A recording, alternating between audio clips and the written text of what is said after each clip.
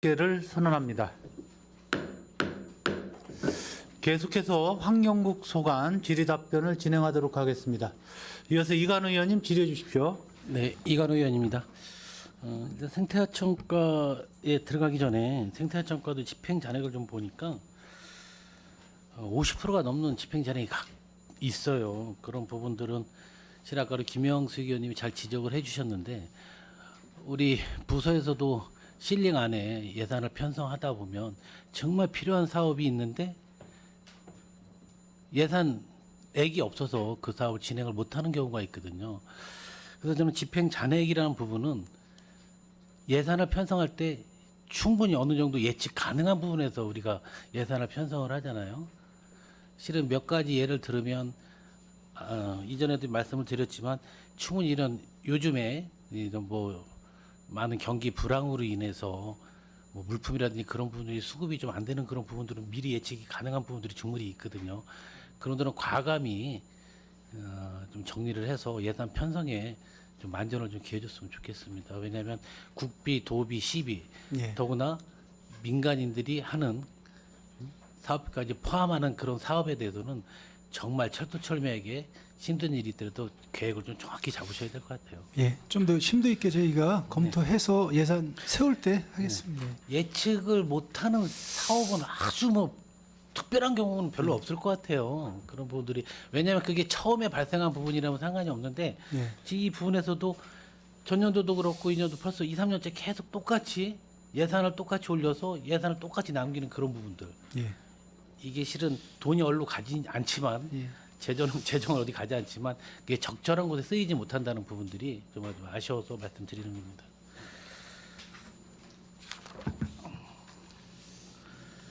저희 생태하천가에서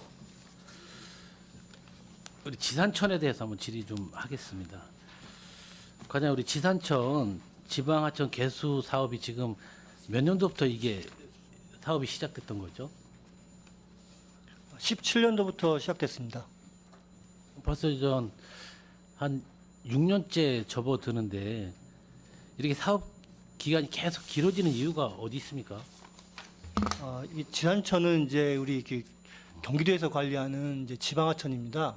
우리 평택시에 이제 18개소가 이제 그 지방하천으로 되어 있는데요. 이제 도에서도 이제 그 제한된 예산까지 진행하다 보니까 이제 수체적으로 그 예산이 지원되다 보니까 저희가 그 2017년부터 시작됐지만 21년부터 이제 본격적으로 이제 보상을 실시해서 현재 이제 60%까지 지금 보상이 이루어졌습니다. 저희가 이번에도 이제 본 예산에 10억 예산 요구했고 제 3회 추경 때 엊그저께 이제 5억 더 요구한 부분이 있어서요. 저희가 이 부분을 갖고 이제 일차적으로 이제 차수로 해서 이제 공사를 진행하려고 지금 이제 일상감사 이제 행정적인 절차인데 일상감사 받고 지금 이제 경기도에 계약 심사를 지금 올려놓은 상태입니다.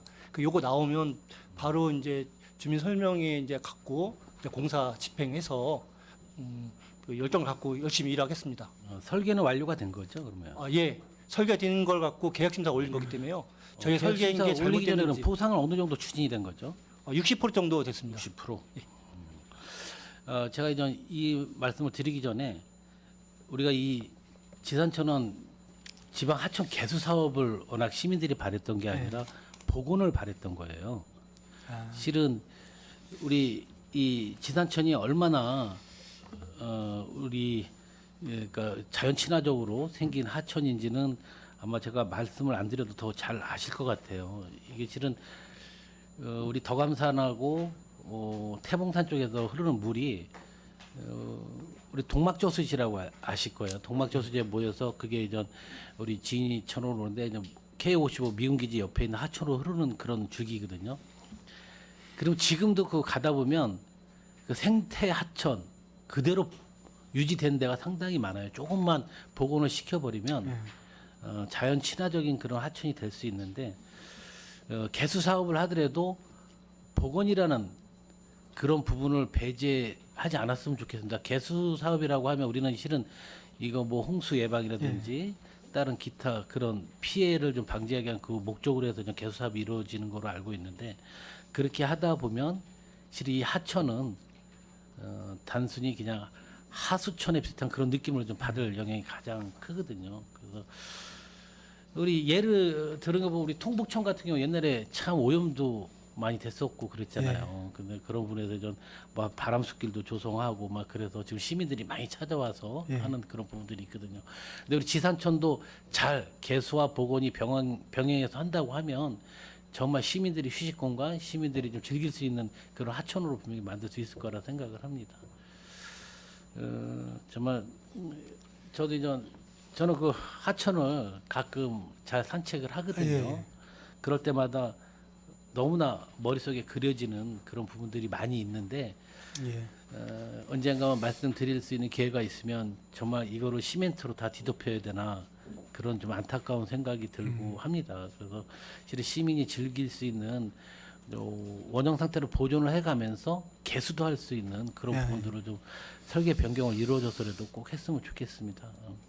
아직도 우리 지산천 복원 사업 그 모임도 있더라고요. 그만큼 지산천을 아끼시는 분들이 많이 있으니까 우리 시에서 시민의 의견을 충분히 예. 반영해서 토론회든지 의견 수렴을 해서 좀 진행을 해 주셨으면 좋겠습니다.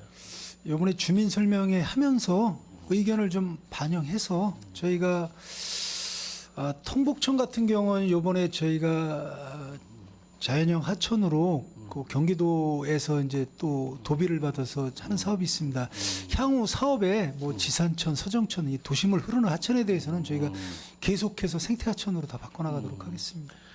2002년, 30년 전에 그 택지 개발로 인해서 강제로 또 이렇게 복개가 된 그런 부분들이 있거든요.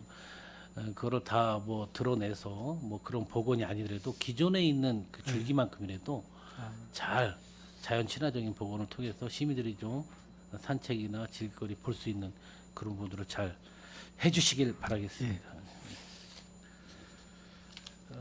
그냥 생태창가에서 좀 궁금한 사항 몇 가지만 질의하고 좀 마치겠습니다.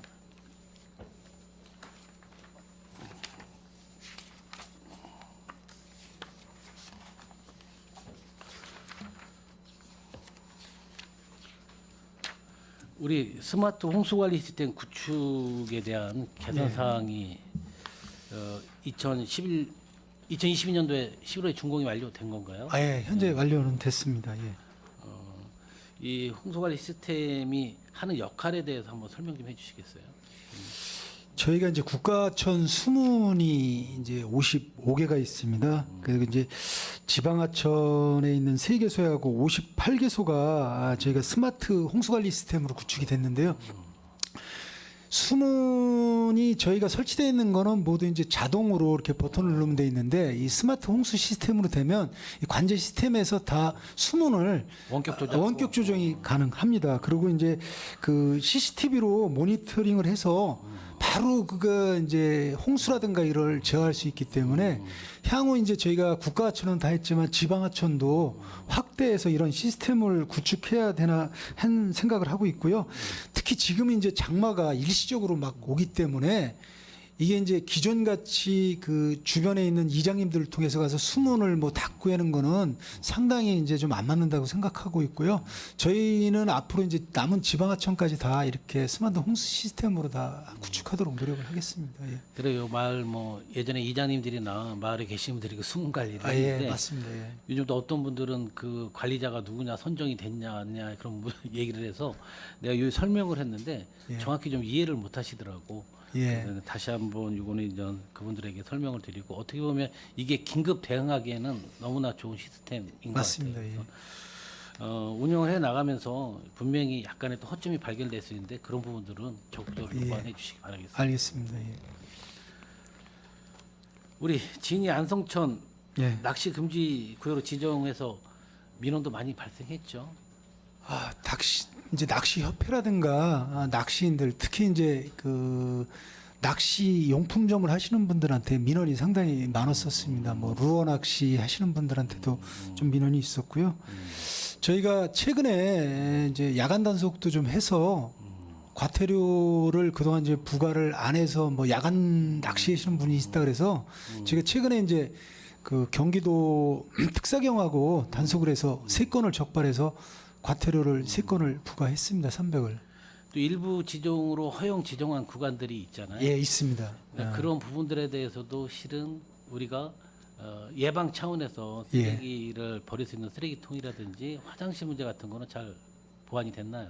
저희가 간이 화장실은 다 했고요. 이제 고정식 화장실은 못 해드렸고 쓰레기 양이 상당히 많아서 거기 이제 재활용 거치대도 갖다 놓고 했는데 이제 다소 보면 이제 주차가 어떤 때 많을 때는 저희가 해놓은 주차구역 외로도 이제 주차하는 부분이 다소 발생되는 경우는 있습니다. 그리고 이제 참고적으로 저희가 최근에 이제 진이 안성천에서 오산천 황구지천도 낚시 금지 구역으로 다 지정이 됐습니다. 그래서 6월 1일부로 전부가 지정이 됐고 사업 시행은 이제 오산천하고 황구지천은 7월 1일부터는 저희가 단속을 할 예정입니다. 그러니까 이제 평택시 국가하천 전 구간은 낚시 금지 구역으로 다 지정됐다라고 말씀을 드리겠습니다. 예. 그러니까 제일 또 요즘 민원이 많이 발생하는 게 예. 그 오산천하고 황구지천을 예. 굳이 왜 그 낚시 금지 구역으로 지정하는지 그거에 대해서 계속 문의가 오더라고요. 아, 그게 이제 저희가 상류 지역에 화성하고 오산에서 낚시 금지 구역을 지정이 돼 있습니다. 기존에. 그 저희가 지정이 안 되다 보니까 그분들이 저희 지역으로 내려와서 낚시를 한다고 거꾸로 이제 또 농사 짓는 분들이 왜 평택 지역은 안 하냐는 민원도 있고 그래서 저희가 전체적으로 다 지정을 하고 혹시 이제 낚시인들이 진짜 허용구역을 원하면 저희가 그 구역만 잠시 열어서 정화활동도 하고 그렇게 조치를 하도록 하겠습니다. 이분들이 요구하는 거는 타 지자체는 뭐 낚시 면허세라든지 유료화를 통해서 충분히 관리 감독도 할 수 있고 환경에 대한 그런 부분들도 충분히 제재를 할 수 있는 부분인데 근데 아직 그 굳이 낚시 면허는 금지구역으로 법적으로 그냥- 안 돼 있어서요. 아, 예, 있어요? 예. 근데 혹시 낚시로 인해서 예, 예. 어떤 분들은 이렇게 낚시로 인해서 혹시 뭐 이렇게 그 낚시를 통해서 물에서 이제 실은 뭐 익사되거나 그런 사건들이 몇 건 있었나 보죠. 저희가 최근 작년 이제 장마 때 우리는 아닌데 그 베트남이나 중국 동포가 그분들은 이제 그걸 물고기 진짜 잡아서 이렇게 식용으로 많이 쓰신답니다. 그래서 이제 장마 때 그걸 잡으시다가 두 분이 이렇게 사망한 사건이 있었고 그 저희가 통복천도 낚시금지구역 지정 이전에는 그 이제 중국 동포들이 거기서 계속 물고기를 잡아서 드신다는 그런 민원이 많이 있었습니다. 아무튼 실은 우리 물환경 보존법에는 낚시 면허나 그런 뭐 규제가 없다는 말씀. 예, 없습니다. 이제 저희가 알아본 바로는 저 밑에 지역에는 마을에서 이렇게 이제 본인들이 유료화는 안 되는데 이렇게 청소 기금을 이렇게 받아서 운영하는 데가 두 군데가 있는데 법적으로는 그게 이제 허용이 안 되는 걸로 저희가 돼 있습니다. 하천법에도 규정이 없고 예, 예. 다 없는데 예. 그냥 오직 금지밖에 없는 거네요. 예, 현재로서는 낚시 금지시키고 저희가 이제 낚시인들도 우리 시민이고 원하시는 분이 있기 때문에 꼭 필요한 구간은 허용구역으로 저희가 제외를 해드리고 있습니다. 예. 예, 그러게요. 그런 부분들은 좀 충분히 검토를 하셔서 허용할 수 있는 구간들을 좀 허용해서 또 낚시인들이 충분히 낚시를 즐길 수 있는 그런 예. 공간도 우리 시에서 좀 마련해 주셨으면 좋겠습니다. 예, 알겠습니다.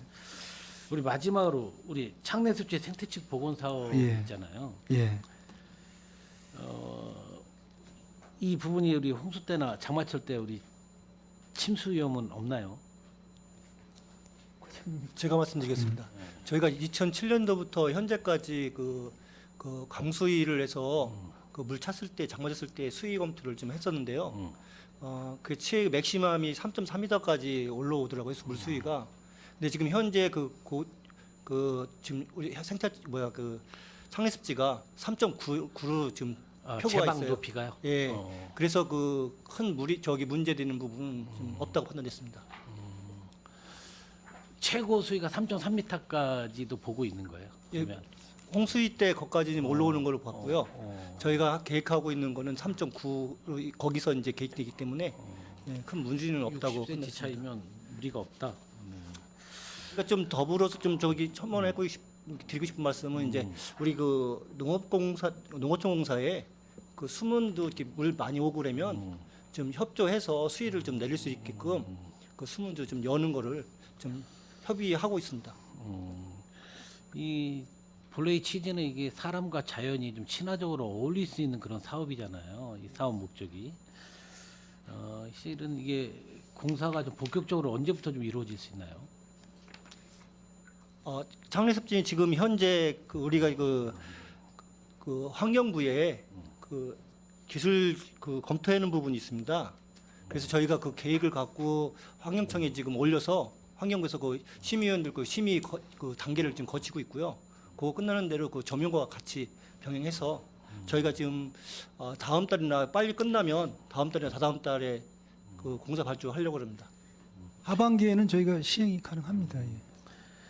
그 습지 생태 복원이라 그러면 그 내용 중에 제일 중요한 게 예. 제가 언론에서 봐서도 습지에 대한 복원, 예.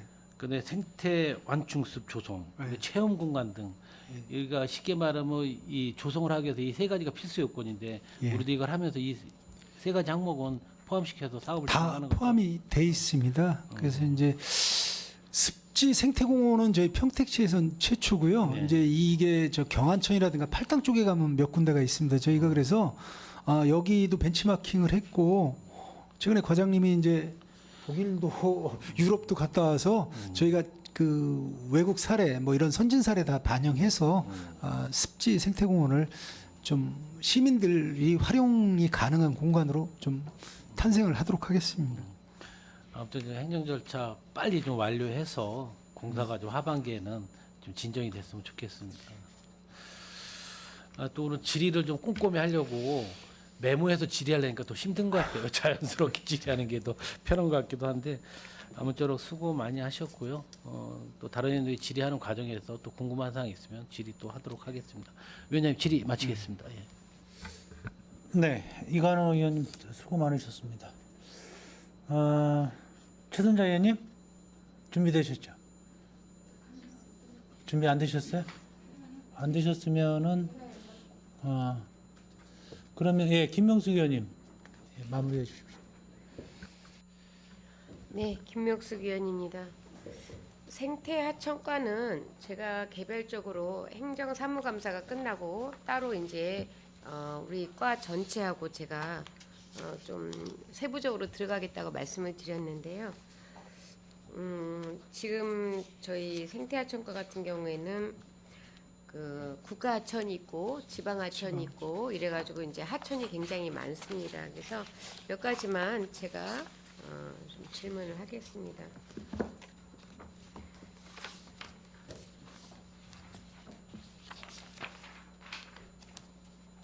(240페이지) 보면 사실은 대기업들이 평택에 들어와서 세수나 이런 부분에 있어서 긍정적인 부분도 있지만 부정적인 부분이 굉장히 많이 수반되는 거를 인지는 하고 계실 겁니다.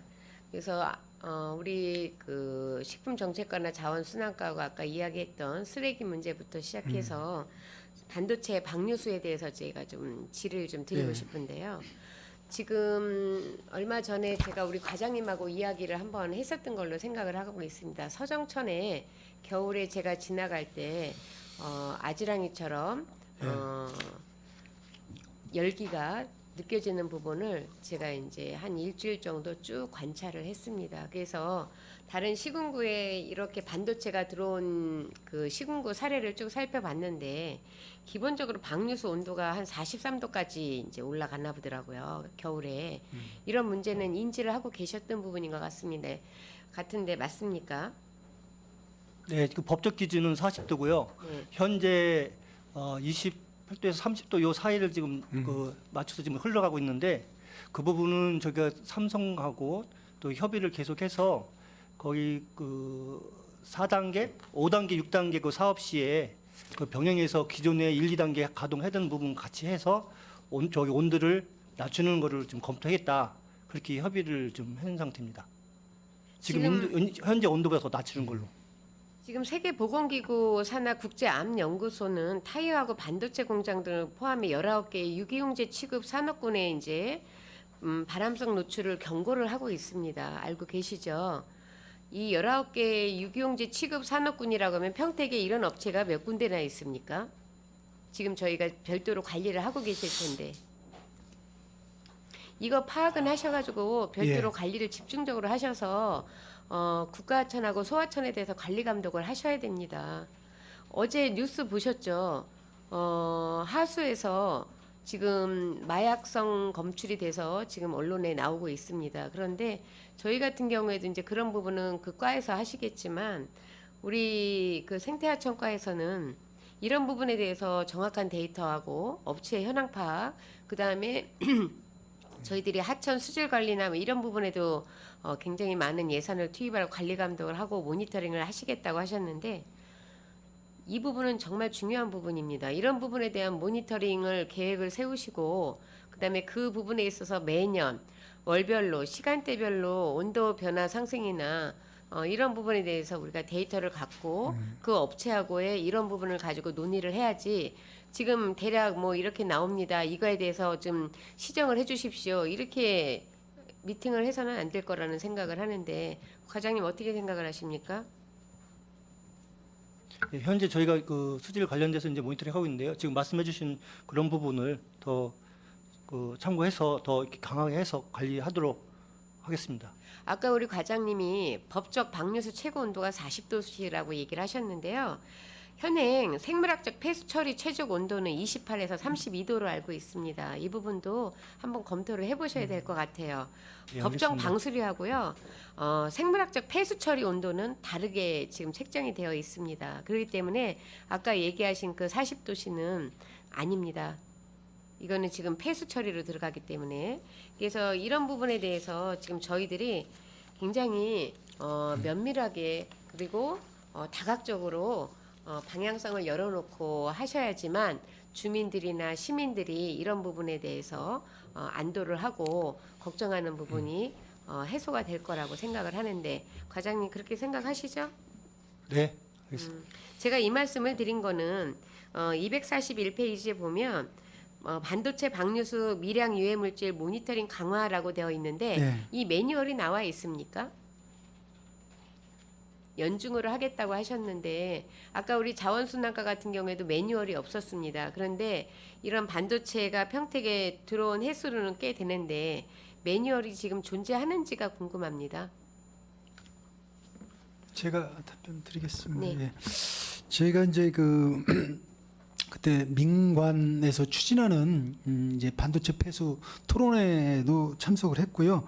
그때 이제 그분들이 이런 이제 문제 제기를 많이 하셨습니다. 그래서 네. 저희가 시에서는 월별로 저희가 분석을 하고 있는데 이제 그 반도체 폐수뿐이 아니라 하천에 나오는 오염 하천, 우심 하천 포인트를 지정해서 그 경계 지점 그다음에 어디서부터 오염이 되나는 다 측정을 하고 있는데 그때 얘기 나온 게 이제 특히 반도체 폐수가 증가되고 있고 현재 15만 톤이고 안성 고3에서 한 30만 톤이 내려올 거고 향후 용인 뭐 이렇게 내려오면 약 100만 톤 이상의 반도체 폐수가 내려오기 때문에 저희가 이제 특히 관리할 필요가 있다 그래서 요 삼성 주변에 대해서는 이제 그 환경 단체, 시민 단체하고 모니터링을 같이 하기로 그렇게 했고요.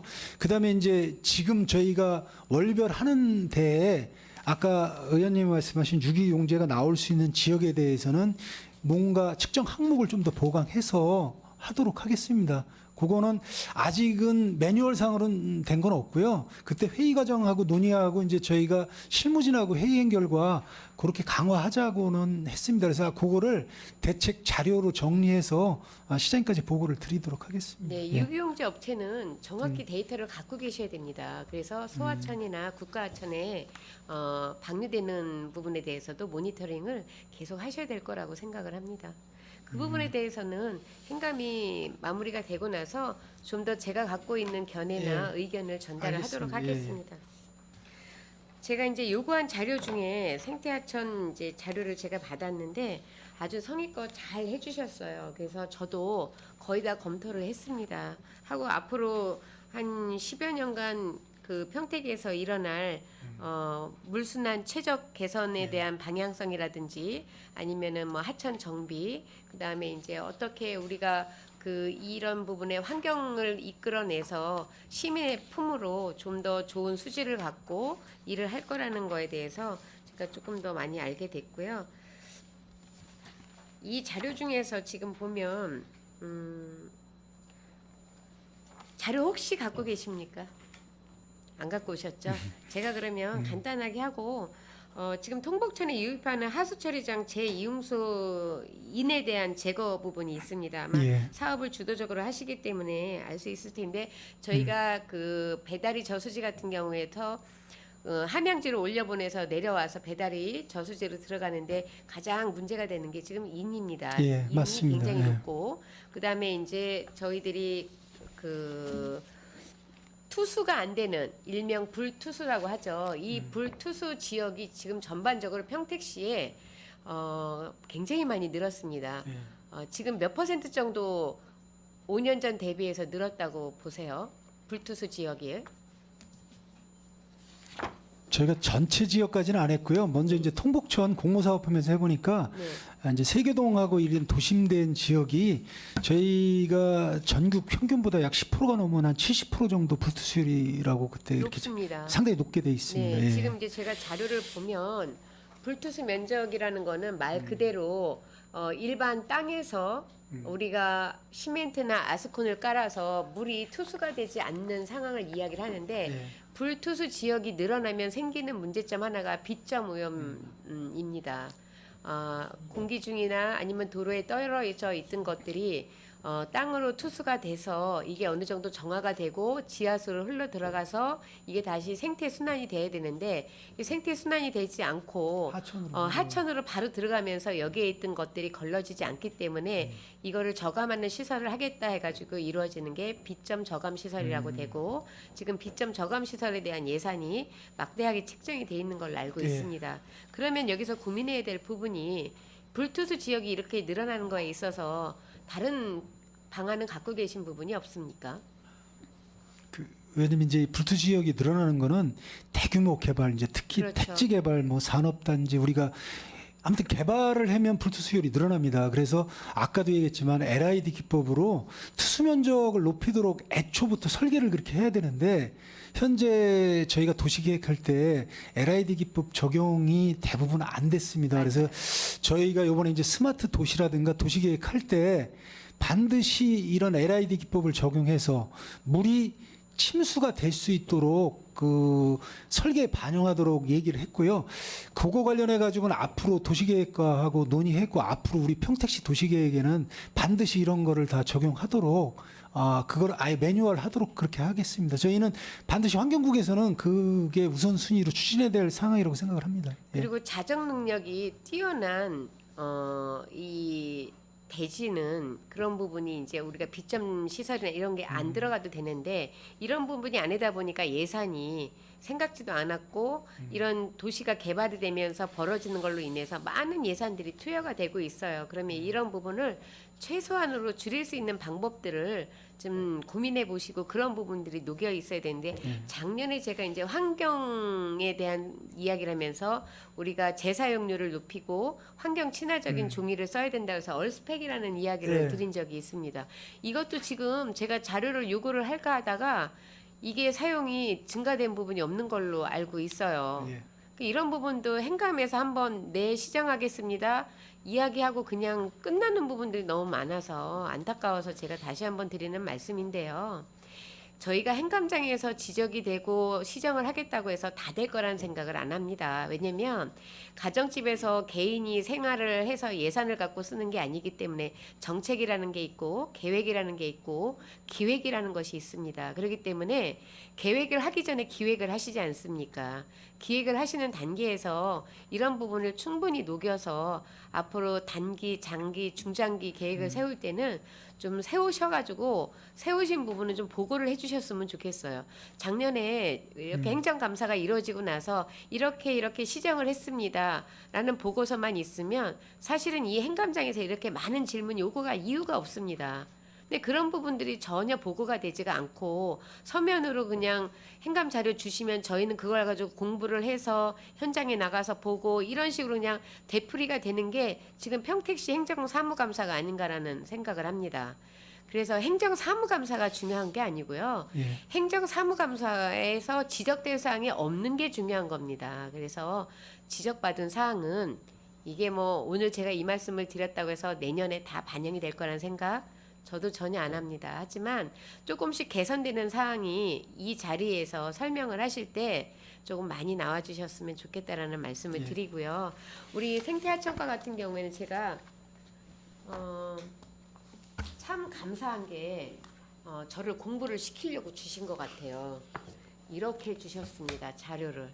저한테 자료를 이렇게 주실 때는 굉장한 수고로움이 있었을 거예요. 그리고 너무 자세하게 잘 설명을 해주셨어요. 그래서 제가 자료를 보고서도 이게 무엇인지 알 수 있을 만큼 아주 충분히 자료를 잘 제공해 주셨고요.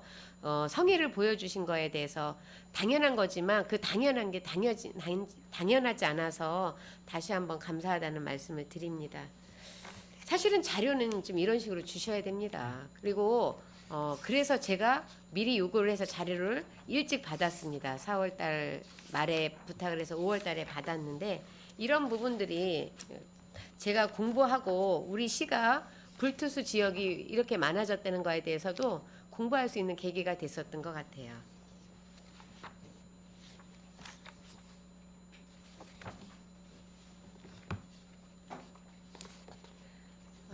한 번 더 말씀을 드리면 아까 이제 저도 말씀을 드렸고 우리 이관우 의원님께서도 말씀을 드렸는데 한 가지만 여쭤보겠습니다. 뭐 불용액이나 집행 잔액에 대해서는 이제 제가 더 이상 언급을 안 해도 될 것 같고 성립전 예산을 집행을 하셨습니다. 22년도에 통북천 수해 상습지 개선 사업이라고 성립전이라면 예산이 쓰기 전에 긴급한 사항이 돼서 미리 쓰고 그 다음에 추경에 올리는 예산이라고 알고 있는데 맞습니까? 예, 맞습니다. 성립전 예산으로 1억을 올리셨습니다. 1억을 올리셔서 집행 잔액이 지금 2,600만 원이 남았는데 이거는 어떻게 과오납으로 반납을 하셨나요? 어떻게 반납을 하셨죠? 제가 말씀드리겠습니다. 이게 이제 그 통북전 상류 보면 안성천 이제 안성 그 지역이 있습니다. 경기도에서 사업 시행제를 이제 위임해서 이제 안성시에서 지금 하고 있는데 우리 시 관할에 이제 일부 땅이 편입돼서 예서 보상만 해라고 그래서 이제 그 이제 경기도 사업이면서 안성시 시행하면서 이제 진행되는 사업인데 보상비로 됐기 때문에 보상 집행하고 다시 반납하는 거예요. 예. 반납 항목은 과오납으로 반납을 하셨어요? 항목이? 그거는 확인해 보겠습니다. 제가 그건 못했습니다.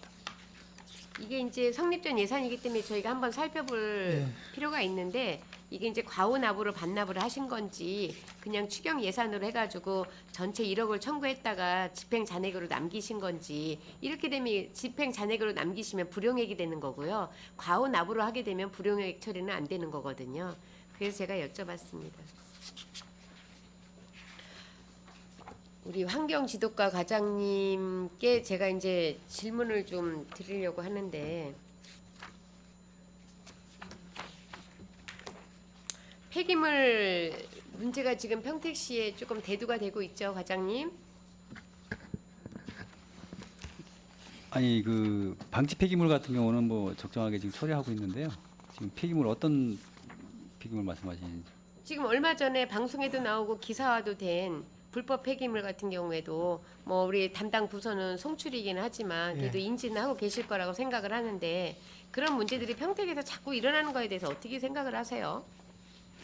그게 지금 평택이 그 도시화가 되다 보니까 뭐 전국 1위라고 하는데 그 예전에 그 LH 사건 있을 때도 그 LH 관계자들하고 이제 접촉을 하면서 이제 해결해 나가는 과정에서 제가 이제 좀 뜻밖의 이제 얘기를 들었어요. 뭐 무슨 얘기를 들었냐면 좀 관행이다.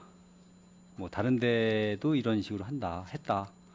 그래서 저는 모르겠습니다. 저는 그 LH라는 기관이 그 공공기관인데도 불구하고 그냥 그 어떤 그 관례상 그래서 아니 평택이라는 데를 이렇게 이제 나쁘게 해서 뭐 우습게 한 건지 그래서 그때부터 이제 강하게 이제 저희들이 이제 직접 이제 개입을 하고 했는데 결국에는 이제 그때 단초가 돼서 이제 대규모 이제 대형 이제 사고가 이제 발생이 됐죠. 근데 이제 지금 모르겠습니다. 그 다른 지역에도 이제 분명히 있을 것 같은데 지금 요거 지금 말씀하신 그 팩트는 일단 검토해 보면 이제 폐기물은 아니고요. 일단 현재로서는 이제 정밀하게 검토하고 검사를 해서 현장 조사도 하고 해서 이제 부족한 부분을 이제 밝혀야 되는데 일단은 서류 확보한 내용이나 그다음에 담당자들이 현장 조사한 바로는 폐기물이 아닌 거로 이제 이제 지금 나타나고 있어요. 그래서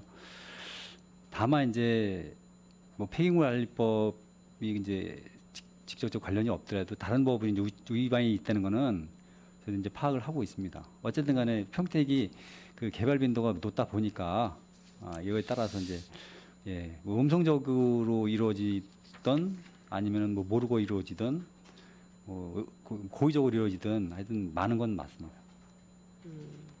많은 조사가 이루어져야지만 될 부분이고요. 지금 성급하게 어떻게 뭐 판단을 내릴 수 있는 부분은 아니라고 생각을 합니다. 그런데 이 전반적인 그 환경에 대한 부분, 그다음에 이렇게 불법 폐기물 이런 부분에 대해서는 평택시 행정이 좀 성숙하지 못하지 않은가라는 생각을 하는데 국장님 동의하십니까? 성숙하지 못하다는 부분은 일부 동의를 하고요. 저희가 이제 솔직히 말하면 너무 이제 평택 지역이 아까도 담당 과장님도 얘기했지만 많은 지역이 개발되다 보니까 한꺼번에 그걸 다 관리하는 게 좀 어렵습니다. 그래서 저희가 민간하고 좀 같이 하고자 하는 부분을 좀 늘리려고 하고 있고요. 특히 사업장 그런 데는 시스템에 와서 자료를 저희가 받을 수 있도록 그 실무자들하고 한번 얘기를 했습니다. 이게 한 번이 아니라 몇 번 지속되면 문제가 있는 거거든요. 한 번은 저희가 이제 어쩔 수 없는 부분이 있다 그러지만 이런 부분이 계속돼서 발생되고 있고 특히 LH에서 관련된 부분에 있어서 평택시에 계속 이런 폐기물 문제가 나오고 있기 때문에 특히 저 LH 담당자 그다음에 사업 그 하시는 그 시공하시는 건설업체 저희 평택시 공무원이 모여서 한번 전반적으로 논의를 하고 어떤 부분을 위반하면 안 된다라고 저희가 한번 전반적으로 간담회 토론회를 한번 하도록 하겠습니다. 예.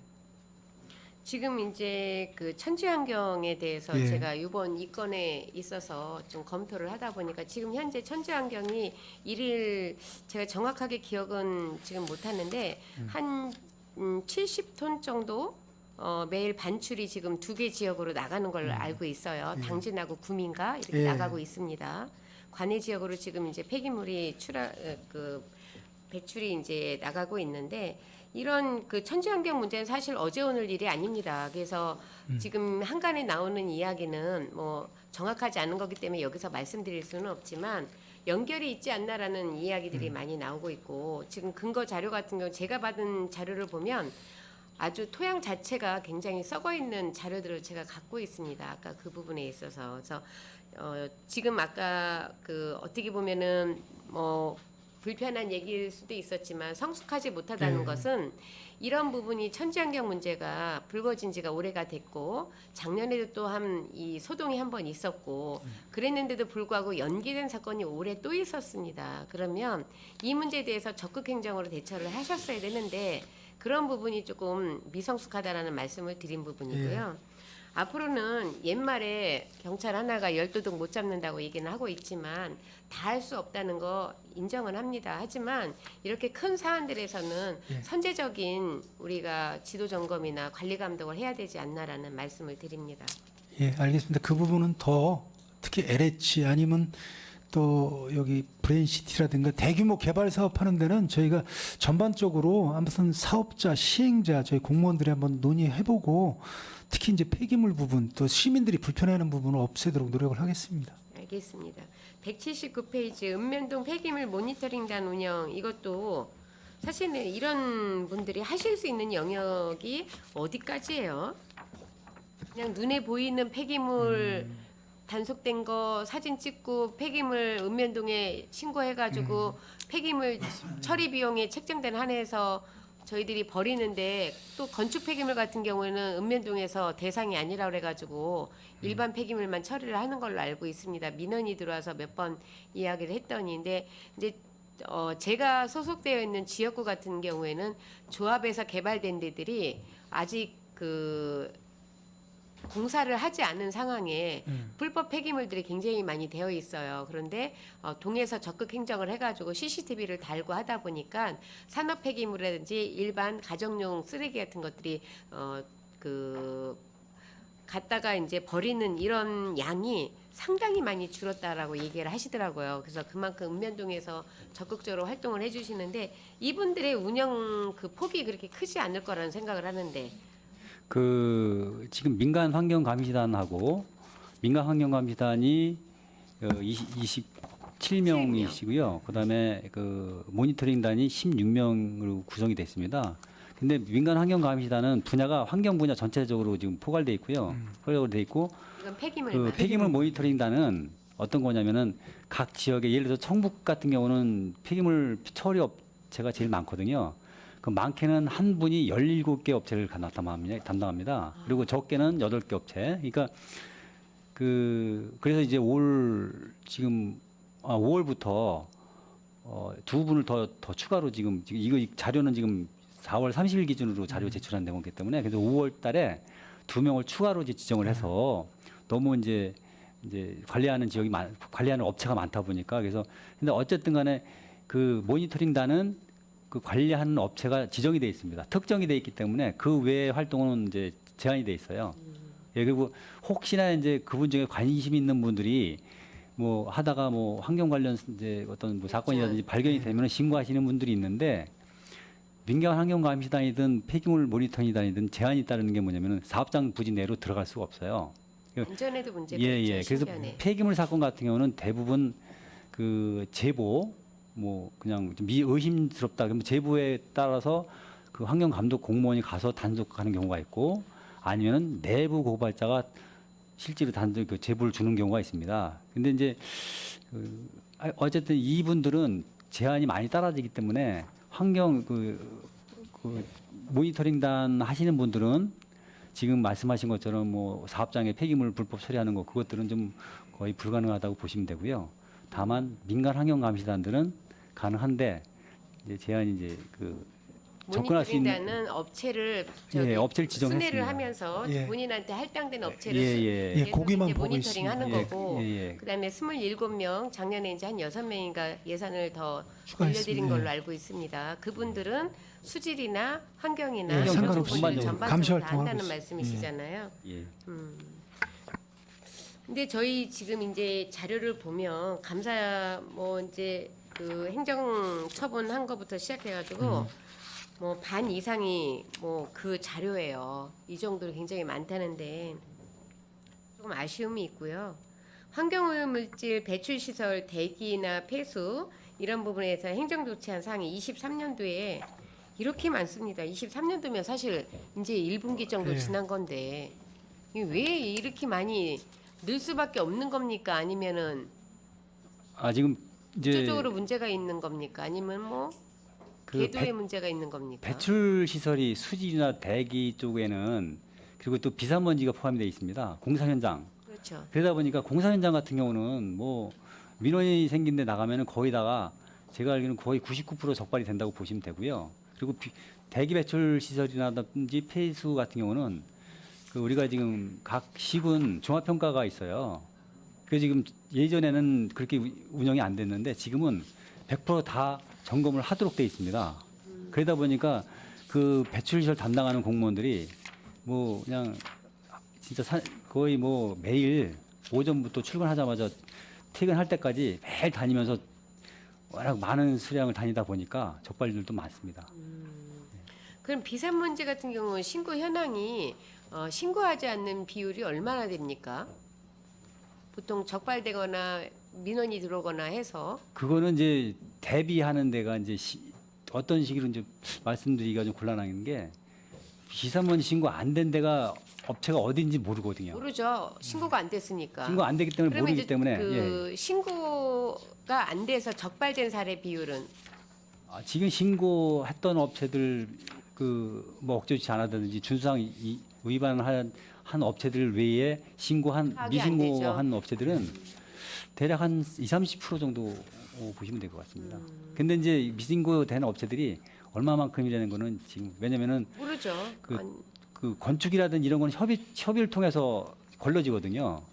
토목이라든지. 그런데 요즘에 또 뭐가 생겼냐면은 법이 개정이 된 게 우량농지 조성 같은 경우도 이제 신고가 하게끔 돼 있어요. 그렇죠. 그러다 보니까 그런 데는 이제 협의를 안 하거든요. 그냥 토지주가 그냥 지금 그 고덕 그거 마찬가지로 그것처럼 그런 것들은 이제 사실 특정하기가 어렵습니다. 그렇죠. 읍면동에서 나가서 현장을 볼 수 있는 것도 아니고 지나가다가 뭐 매립하는 거를 봤으면 저게 신고가 됐나 안 됐나 본인이 공무원들이 그거를 감지를 하지 않는 이상은 알 수 있는 상황이 아닌데 이번에 불거진 문제 같은 경우에도 지금 둘, 셋, 넷, 다섯, 일곱, 여덟, 9군데 중에서 한 군데가 이거를 신고를 안 한 거예요. 근데 이 사건이 없었다면 이것도 적발이 안 됐겠죠. 신고를 했는지 안 했는지.